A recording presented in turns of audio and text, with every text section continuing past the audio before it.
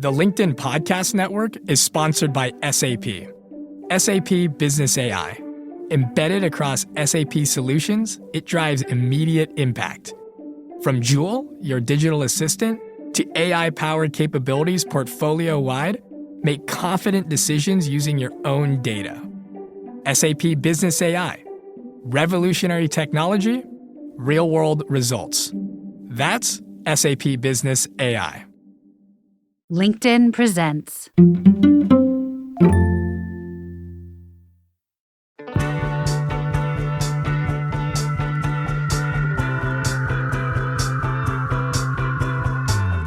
Hi, everyone. Today is Friday. My name is Michael Kovnat, and this is the Next Big Idea Daily, the show that makes smart people smarter by offering quick summaries of the most interesting new books written and read to you by the authors themselves. And today that author is Oliver Burkeman, who's written a new book called Meditations for Mortals, 4 weeks to embrace your limitations and make time for what counts. Now, you may have heard Oliver's name. He wrote a popular column for many years at The Guardian called This Column Will Change Your Life.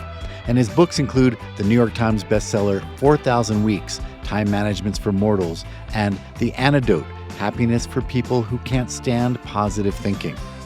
Now, we've featured a lot of productivity books on this show, and even a fair number of what you might call anti-productivity books, contrarian takes like Cal Newport's Slow Productivity and Kendra Adachi's The Plan, Manage Your Time Like a Lazy Genius. But I have to tell you, I think Oliver's book cuts deeper than most. He argues that the way many of us try to get things done is really a kind of battle against the spirit of life itself. And he offers a better approach that he calls imperfectionism. Here's Oliver to share his big ideas.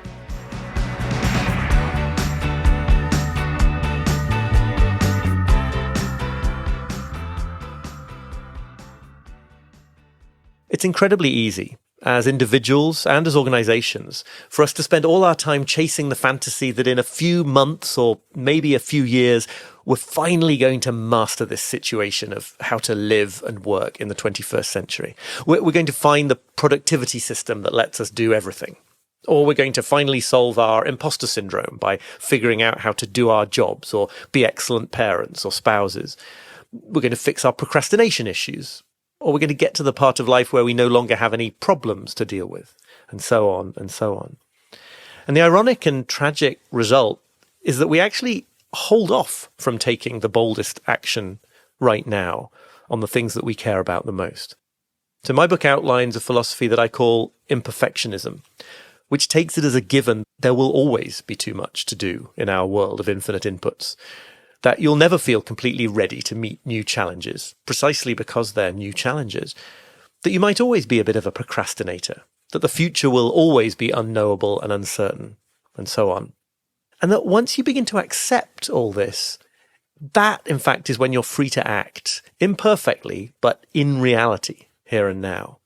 So it's about giving up this distracting quest to feel completely in control, completely secure, which in fact drains the vibrancy from life, and instead pouring your finite time, attention, and energy into a handful of things that truly count. Everything is always a matter of trade-offs. One of the main reasons we don't get around to doing what we care about is that we tell ourselves there are things we have to do instead. Things we've signed up for, things people are waiting for from us, projects we've sunk too much money or time in to give up now, things that our culture demands of us. But in the book, I quote the psychotherapist Sheldon Kopp, making the brilliant point that, technically speaking, you don't have to do any of these things. Kopp writes, "You're free to do whatever you like. You need only face the consequences." Now, this isn't the corny old self-help idea that you're free to become a billionaire just by visualizing lots of money, or free to realize your dream of becoming an astronaut by plastering your bedroom wall with pictures of space. Instead, it's the down-to-earth point that in every moment of life, as finite humans, all we're doing is choosing one set of problems over another. If you leave a relationship or a job, or if you just delay replying to some emails in order to spend time with your kids, or you make any other kind of choice with your time, there's always going to be an upside and a price to pay. So the question isn't how to avoid any bad consequences whatsoever, or how to reach the perfect decision. It's just which price you're willing to pay. And something that's crucial here, I think, for anyone who's prone to being a bit of a people pleaser is that other people's emotions are just one more factor to weigh in this balance. Is someone likely to judge you for your choice or get angry about it? Okay, that's not a catastrophe. The question is whether or not it's one of the consequences you're willing to shoulder in order to reap the benefits. I think there's a couple of reasons that we tend to begin a lot of projects and then not finish them, so that we end up burdened by all these zombie projects that we can't bring to a conclusion. The first is that for anybody with a perfectionistic streak, the part where you're beginning a new project feels wonderful. It's like walking into virgin snow. It's fresh and it feels like there's still a chance to bring the work perfectly into reality. And then you start running into the truth that, in fact, any project, when you actually bring it into reality, is necessarily going to be imperfect. And so suddenly it starts to seem incredibly appealing to start a new project instead. The other reason, I think, is that we hate to feel limited in how much we can do, even though we very much are. And so having 50 things on our plates, being too busy, in fact, gives us a sort of furtive payoff, a feeling of being important and super capable because look at all the things we're trying to do. The reality, though, is that there is an amazing surge of motivation and energy that comes from finishing things, from developing the ability to make all sorts of projects wait outside the door, as it were, while you take just one of them and see it through to completion. In the book, I explore various ways of doing that when it really feels like you can't afford to make those other projects wait. But in essence, the basic trick is to break them down into much smaller, completable, intermediate outcomes, and then finish those.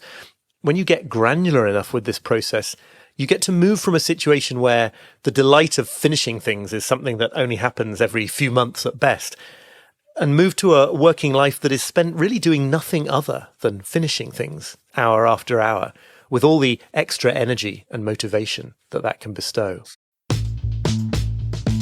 Look for the life task. I tell a story about Carl Jung, one of the godfathers of psychotherapy, when he was an adolescent, hiding in the shrubbery of his family home and overhearing his father tell a family friend that he was really worried for his son's future because they'd lost all their money and Carl was refusing to go to school, and what would become of the boy if he couldn't earn a living.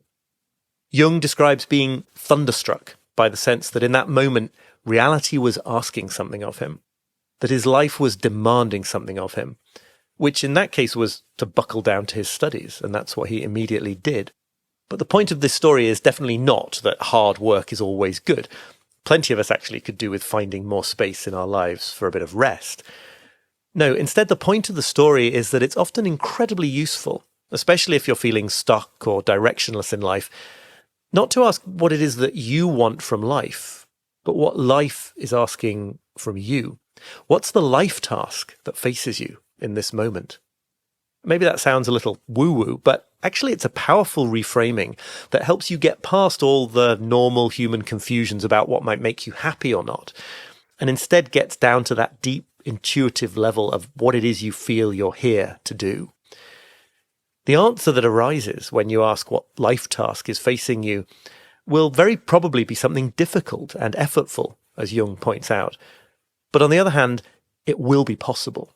It will be something you can do here and now with the resources and the talents that you actually have. And so there will always be a path forwards.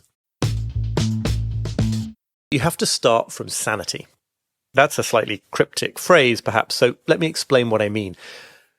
We tend to have a certain vision of how we want our lives to be. In my case, I'd like to be calm and productive, energized and inspired in my work, attentive to my family, doing my bit as a citizen of the world. That is what I'm calling here the state of sanity. But then we tend to tell ourselves that this is something we're working towards in the future, that we're not really there yet. And by taking that attitude, we actually prevent ourselves from attaining it. One simple example is where you decide perhaps that you need more space and more relaxation in your life.